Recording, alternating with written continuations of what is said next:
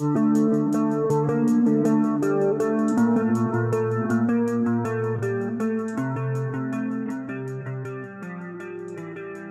10 kendaraan terlibat dalam kecelakaan karambol di Ring Road Monjali, Jogja, Jumat tanggal 26 Maret tahun 2021 malam pukul 21.15 waktu Indonesia Barat. Meski tak ada korban jiwa, namun sejumlah kendaraan mengalami kerusakan cukup parah.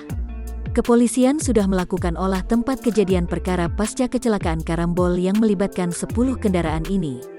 Kasat Lantas Polres Sleman, AKP Anang Trinuvian menegaskan tidak ada korban jiwa dalam musibah tersebut. Kecelakaan ini melibatkan 10 kendaraan dan semua kerugian berupa materi. Tidak ada korban jiwa, ujarnya.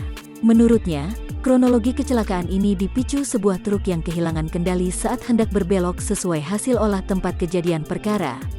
Truk itu lantas menabrak mobil depannya yang selanjutnya menjadi tabrakan karambol.